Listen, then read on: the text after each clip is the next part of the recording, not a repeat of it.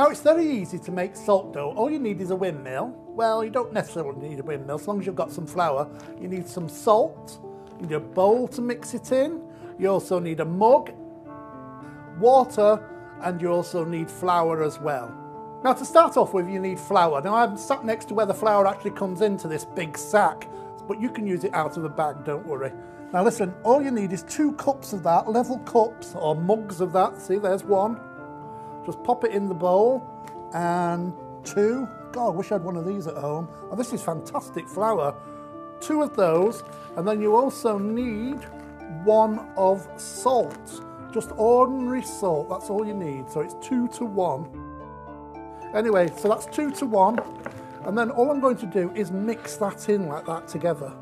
So simple, you don't need anything else. Oh, this just feels fantastic. And then all you've got to do is dribble it in some water. Like that, and then just mix it in. Start in the middle and just whisk it round with your fingers like that. Now it doesn't matter if you wash your hands or not here, but it's a good advice if you do, because nobody's going to be eating this with all that salt in. So that's a bit dry, so I'm just going to add a little bit more water. Keep mixing it in. Now you want a nice paste here, so it's really kind of easy to use, and it makes it almost like marzipan. Well, this seems like it's going to be perfect. Just mix it in. And now you can see this, I've got this into a nice ball of dough. So I'm going to take away the bowl, and before I put this onto the board, I'm just going to sprinkle a little bit of flour on there like that, stop it sticking. And then what you've got to do is just knead this, just really knead it. Just putting your hand through it like that, rolling it over. Just keep doing that until it's lovely and smooth. And then what we'll do is put it to one side just to rest. So the salt dough is now nice and rested, so I can make my Harvest Festival loaf. First of all, roll it into a nice fat sausage and divide it into 3. You know, they've been celebrating harvest in every country, and every civilization has got some way of celebrating harvest, haven't they? It could be fish from the sea, etc. This is a wheat harvest. So I've divided that into 3, and I've wrapped the 2/3 into polythene there to stop it getting a skin over the top, so it's nice to work with later on. Now I've put a little bit of flour onto my work surface there, and I'm going to roll it out. Roll it out, think about making a pizza base. You just roll it nice and flat like that. Then you've got your template, cut that out and put that over the top of your dough, and then cut that out. Very clever. Do you know where the word harvest came from? No, but you're going to tell me, aren't you? The Anglo-Saxon Harefest, meaning autumn. Autumn? Oh, fabulous. Now, I've cut that out now, and what I'm going to do is put a rolling pin on and just roll it up. And there was another festival before that called La Masse, meaning Loaf Mass. Loaf Mass, so it's Harvest Festival Loaf Mass. Oh, fantastic. Now I've put this onto a baking sheet there, and then I can do the next bit, which is this. Nice long sausage, bit more dough, and then cut that into little chipolatas. And then roll these nice and thin. They almost look like mice's tails, or long, long fiddly worms there. And they're going to be the stalks on the Harvest Loaf. Now the modern Harvest Festival, the one as we know it, started in 1843. With a Cornish vicar called Robert Harker, who invited all of his parishioners round to celebrate and give thanks for the harvest. Oh, he was nice, wasn't he? Yeah. He had a bit of a party, and all that spread from this. Brilliant. Now listen, you see what I'm doing here? I'm sticking the stalks on. First of all, I actually brushed it with some water, and then just put the stalks on, nice and thin, and then just layer them up so you get a nice bunch of stalks there, and just trim it with a knife. Now I'm going to make the Harvest Festival loaf, the heads of the wheat corn there. Ooh. Now roll it out again into a nice big rope sausage there, and divide it into little pieces. Try and get every piece more or less the same size, then that helps the look of the whole thing when you've finished it. Roll it into a bowl first, and then roll it into a nice thin sausage like that.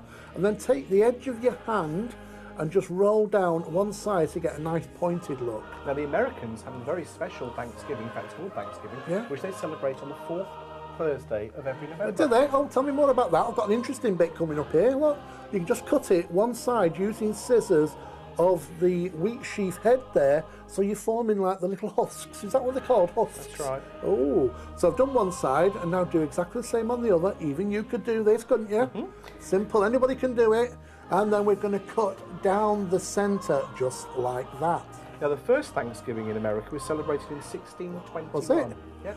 Now listen, I'm going to stick those heads on there now, but before you do, just go around with some water again. It's important putting your water on there because otherwise they won't stick together and it'll just all disintegrate once you've actually kind of baked it. So start off with your first one, nice and neat in the middle, and we're going to go all the way around, just making more heads as you go and just adding to the design. And it was enshrined as a public holiday during the tenure of Abraham Lincoln. What, Thanksgiving was? It was. Oh.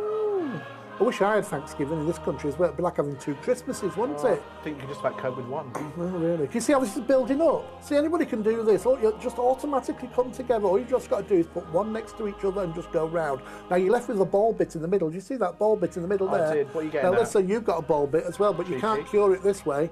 Take another one of those wheat sheaf heads there and start in the middle. That's important. And cut one side and then the opposite side and then down the middle. And then guess what you've got to do? Go on. Turn it round. Turn it round, yes, and do exactly the same the opposite way. Then it looks like you've got 2 wheat sheaf heads there stuck together. And then you just gently put that in the middle of the ball bit there and just gently press it down. And you've finished. Voila! Your wheat sheaf. Fantastic.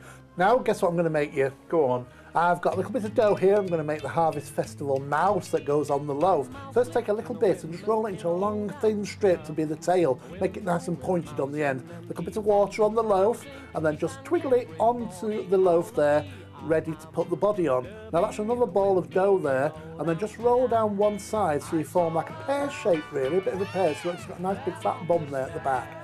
And then what you can do is put some eyes on. Now, to make the eyes, I've just got some cloves there.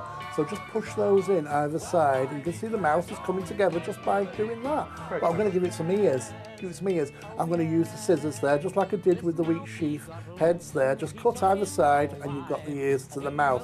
Then just stick that onto the bottom there of the wheat sheaf, and you've got the traditional Harvest Festival loaf finished there. Don't know, fantastic? It does. Now listen, we're going to bake this. Now, traditionally, salt dough should be baked very, very slowly in a very low oven or left to dry. But I want it to look like bread. So I'm actually brushing it with some beaten egg here, and then that'll give it a nice shine. So I'm going to pop it into a nice hot oven and then just flash that for about 5 minutes till it's brown, then turn it off and leave it in overnight.